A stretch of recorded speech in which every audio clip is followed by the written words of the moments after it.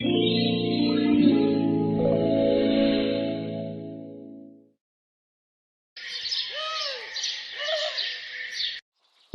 के घर उसकी बचपन की सहेली अहिल्याबाई अपनी दोनों बेटियों मोहिनी और कल्पिता के साथ आई हुई है। लीलावती, हमने सुना है आपके दोनों बेटे विदेश में पढ़ाई करते हैं। हाँ यार, मेरा बड़ा बेटा चीन में है और छोटा बेटा जापान में। एजुकेशन तो कब की खत्म हो चुकी है, लेकिन अभी नौकरी की तलाश में दोनों वहीं पर भटक रहे हैं। अरे कोई बात नहीं लीलावती, मैं चाहती हूँ कि मेरी दोनों बेटियां आपके घर की बहू बने। विक्की का फोन। हेलो बेटा, कैसे हो? मुझे नौकरी मिल गई है माँ। अरे वाह बेटा, ये तो खुशी की बात है। सिर्फ यही नहीं माँ, रिक्की को भी नौकरी मिल गई है। वर्क फ्रॉम होम है। हम दोनों आ रहे हैं माँ, आपके लिए बहुत बड़ा सरप्राइज है। ये बोलकर विक्की ने फोन रख दिया। लीलावती ने मन ही मन सोचा, मेरे बेटों की नौकरी नहीं लग रही थी, इसीलिए इन भिखारियों के परिवार में उनकी शादी तय करनी चली थी, लेकिन अब उनकी नौकरी लग गई है, अब इन्हें भगा देती हूँ। ये सोचकर लीलावती ने कहा, ओ अहिल्याबाई, तू समोसा नीचे रख। आंटी, आप मेरी माँ से इस तरह से बात नहीं कर सकती। चुप आंटी की बच्ची, तू लड्डू नीचे रख। माँ, मोहिनी चलो यहाँ से, लगता है आंटी पागल हो गई हैं। मेरे दोनों बेटों की विदेश में नौकरी लग गई है, अब तुम जैसी गरीब लड़कियां मेरे घर की बहू नहीं बनेगी। नखरे तो देखो, मेरे पति भी इंजीनियर हैं, बेटों की नौकरी क्या लग गई, घमंड आ गया। चल बेटी, हमें खुद ऐसे घमंडी घर में रिश्ता नहीं करना। इतना कहकर अहिल्याबाई अपनी दोनों बेटियों को लेकर वहां से गुस्से में चली जाती है।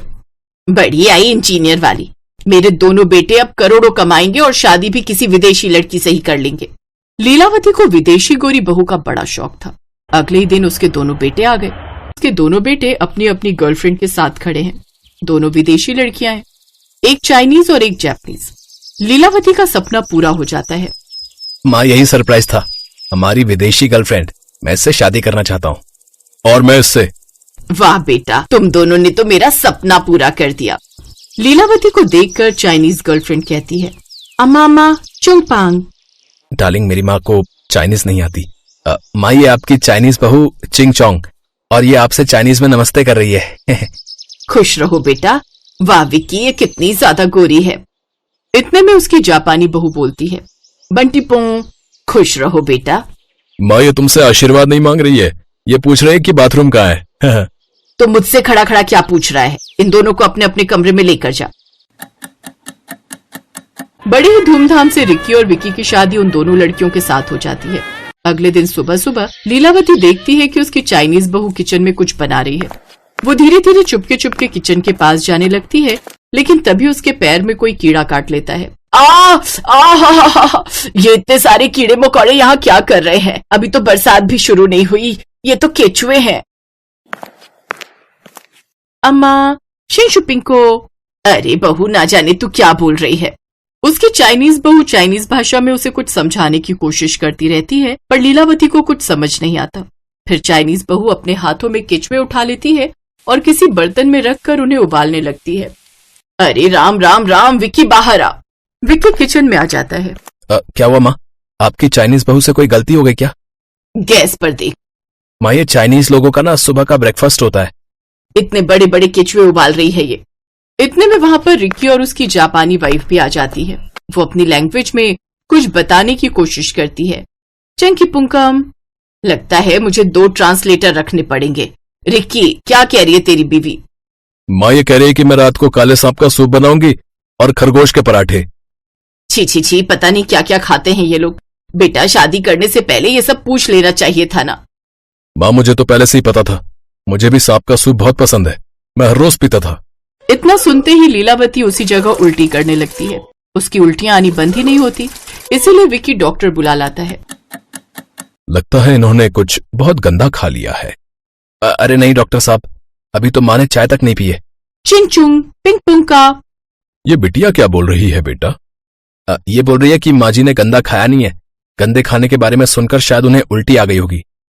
समझ गया, ये दवा इन्हें खिला देना, उल्टी आनी बंद हो जाएगी।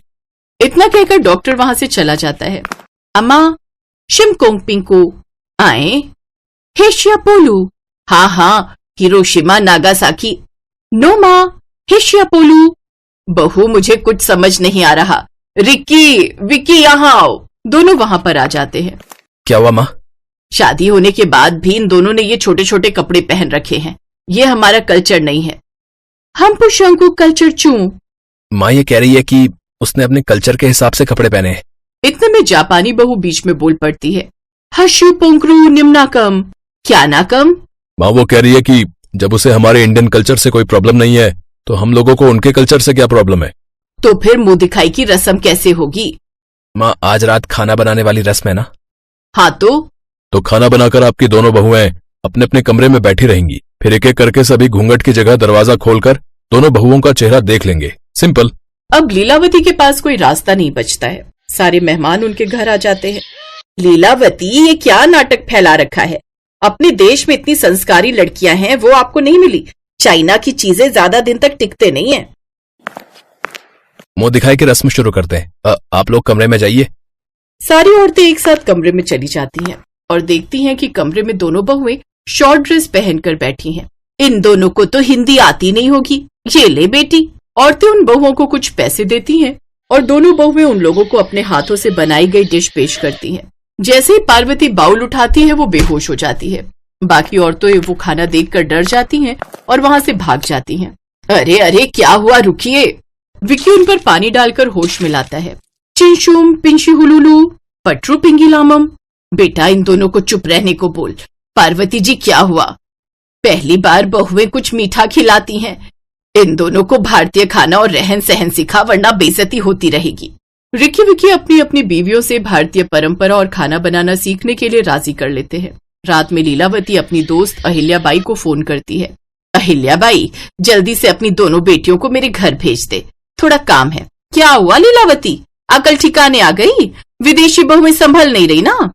अहिल्याबाई, तू तो मेरे बचपन की सहेली है। तू तो मुझे जानती है, मैं कभी भी कुछ भी बोल देती हूँ। बुरा मत माना कर। इन दोनों बहुओं को इंडियन खाना बनाना नहीं आता। सांप कीड़े बनाकर खाती रहती हैं। अपनी बेटियों को भेज दे। मेरी बहुओं को खाना बनाना सिखा दे प्लीज। ठीक है, भेजती हूँ।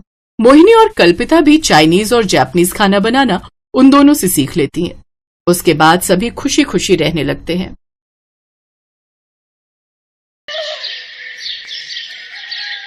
सरला देवी की दो बहुएं, बड़ी बहू मीनाक्षी और छोटी बहू ममता।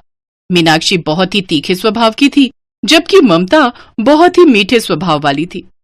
मीनाक्षी की बातों से तो ऐसा लगता था कि जैसे वो हर समय लड़ने को तैयार रहती है, और ममता हर किसी से मीठा बोलती थी, सबसे प्यार रखती थी। ममता के इसी स्वभाव के कारण मीनाक्षी उससे बहुत जलती थी।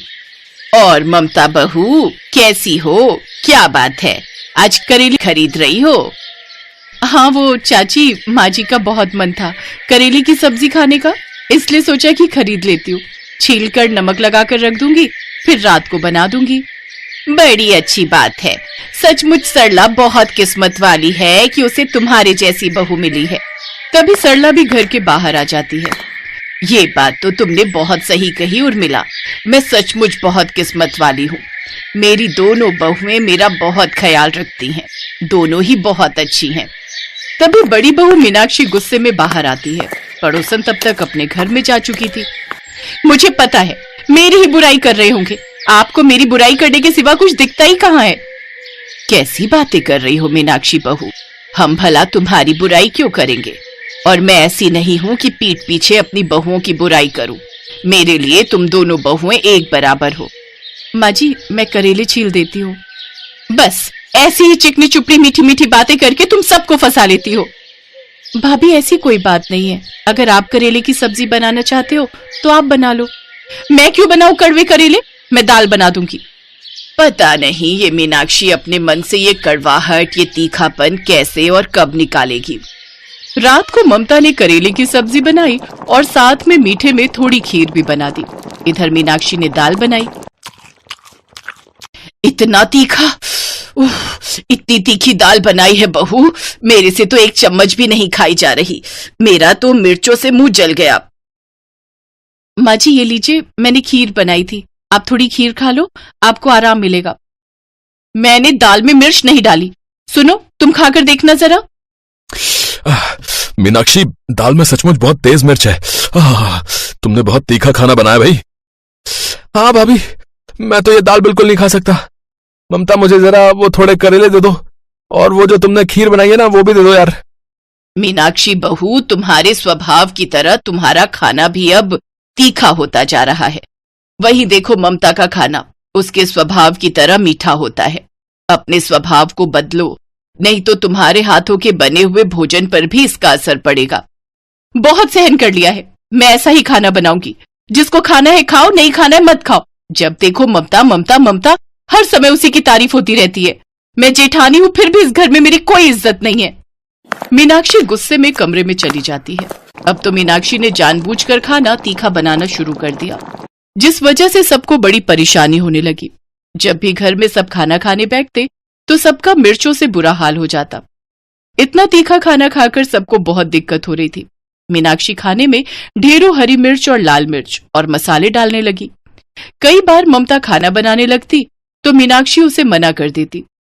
मैं तुम्हारी जेठानी हूं ना, इसीलिए सब्जी मैं बनाऊंगी, तुम सिर्फ चपाती बनाओ। देवरानी हो, देवरानी बनकर रहो।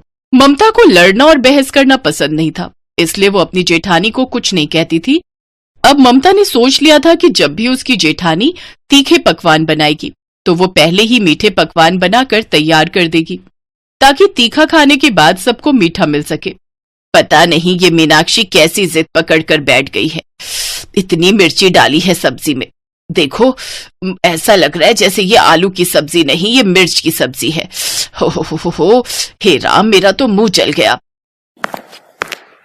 माँ जी, ये रोटी पर शक्कर रखकर लाई थी, आप ये खा लो, इससे आपको मिर्च नहीं लगेगी। अगले कुछ दिन तक घर का माहौल ऐसा ही बना रहा। मीनाक्षी किसी की सुन ही नहीं रही थी, वो तीखा खाना बनाती ही रही। अब ममता भी कब तक रोजाना मीठे पकवान बनाती। सरला देवी जो ये सब देख रही थी, वो अब ये सब होते नहीं देख पा रही थी। और फिर एक दिन, क्या हुआ डॉक्टर, माँ को क्या हुआ है? अचानक माँ की सांस क्यों फूलने लगी और माँ बेहोश क्यों हो गई थी? इसका जवाब तो आपके घर के मेंबर्स ही दे सकते हैं, क्योंकि सरला जी का ब्लड प्रेशर भी हाई है, कोलेस्ट्रॉल ज्यादा आया है और इनका शुगर लेवल भी बहुत बढ़ा हुआ है। मुझे लग रहा है कि सरला जी को खाने पीने की चीजों पर ध्यान देना चाहिए, नहीं तो उनकी सेहत पर बहुत बुरा असर पड़ सकता है। क्या करूं डॉक्टर साहब, एक बहू है कि तीखा खाना बनाना नहीं छोड़ती, तो दूसरी बहू मीठा खिला देती है। मुझे लग रहा है ये तीखा और मीठा खाना खाने की वजह से ही मेरे साथ ऐसा हुआ है। सरला जी, अब आपको बहुत हल्के मिर्च मसाले वाला उबला हुआ खाना खाना है।